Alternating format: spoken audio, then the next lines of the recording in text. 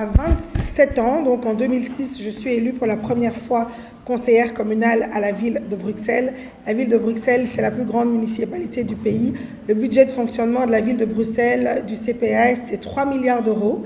Le budget de fonctionnement de la RDC avant Félix Tshisekedi était de 16 milliards. J'aime toujours le préciser, comme ça vous voyez la puissance de ma municipalité.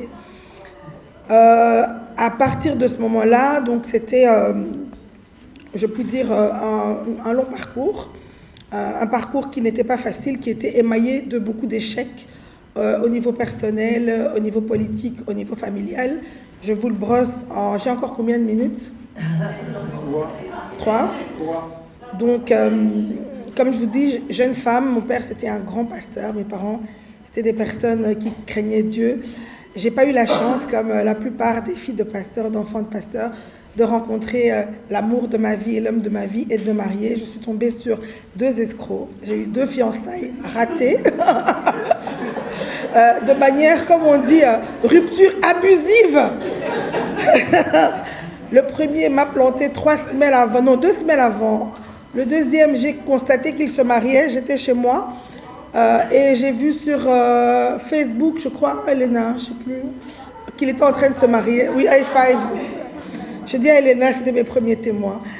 Et on a créé GFAIA, Elena a créé GFAIA, j'ai adhéré à l'associatif parce que pour moi c'était important de militer. Et je pense que militer, ça m'a aidé aussi à être debout et à regarder qu'au-delà de mes malheurs, il y a des choses qui sont plus dures. Et ensuite, en 2019, c'est là que le chemin de croix personnel, vraiment, je pensais que j'avais eu des problèmes personnels, mais c'était juste des trucs de bébé. En 2019, 2018, je me marie et je me dis, ah super, c'est extraordinaire. Je tombe enceinte très rapidement, enceinte de mon premier enfant, et malheureusement, mon père décède. Je dis toujours que mon chemin de parentalité, je ne le souhaite à personne. J'accouche de ma première fille 4 jours après l'enterrement de mon père. Et c'est pas facile, mais bon, je dis toujours que certains vont accoucher avec des chants d'allégresse, mais moi j'ai été accouchée avec vraiment beaucoup de tristesse. Et je me dis, mais pourquoi je dois passer par là? Je continue toujours ma politique et je peux dire que je suis dans un bon parti parce que dans mes malheurs, mon parti était toujours là pour moi. Et puis le Covid. 6 mois après le décès de mon père, c'est ma mère qui meurt du Covid.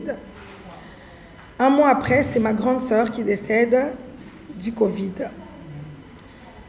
Et après ces 3 décès, 6 mois après, je suis nommée échevine à la ville de Bruxelles.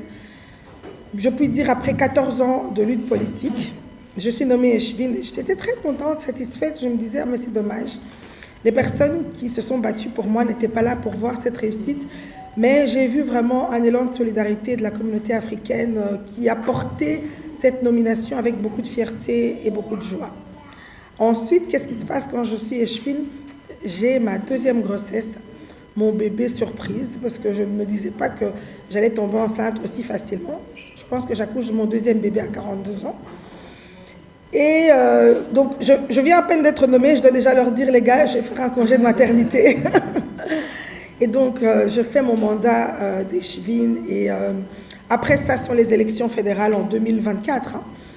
On me dit, tu vas être candidate aux élections fédérales, mais tu vas revenir à la ville de Bruxelles. Il faut savoir que moi, ça fait plus de 20 ans que je suis à la ville de Bruxelles. J'ai commencé à y travailler, j'avais 24 ans. Et aujourd'hui, j'en ai 46. Donc, mon bourgmestre Philippe Clos, je le connais depuis que j'ai 24 ans, je me sens en famille. Donc, grâce à mon implication dans la ville, c'est pour ça que j'ai pu mettre en place avec le bourgmestre un centre comme celui-ci, un centre culturel africain ouvert, congolais, ouvert aux cultures africaines. C'est parce que j'étais très ancrée. Et donc je me présente aux élections, je me dis, bon voilà, j'y vais juste pour me balader, je ne pense pas que je serai élue parce que il faut quand même beaucoup de voix. J'étais 3e sur la liste au fédéral, c'est la première fois qu'au Parti Socialiste, on mettait une personne issue de la diaspora africaine à cette place. Je le dis toujours, mais je n'ai pas le temps d'aller dans les détails, je suis élue. Et je ne suis pas élue grâce à l'électorat communautaire africain. Je dis toujours que je suis élue grâce à une volonté politique du Parti Socialiste. Parce qu'en me mettant 3e, j'avais toutes les chances. Et moi, je me disais, il faut toujours être prudent. Je me disais, peut-être je ne serai pas élue. Je suis élue. Et je suis la première femme africaine, en tout cas, à être élue au suffrage universel direct.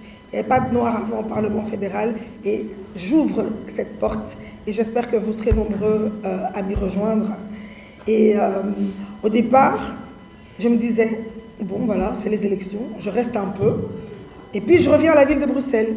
Je fais les élections communales, je suis élue encore à la ville de Bruxelles, je dis bingo, je vais leur dire au revoir et je me casse. C'est dur quand j'arrive au Parlement fédéral, j'en ai même parlé dans une émission.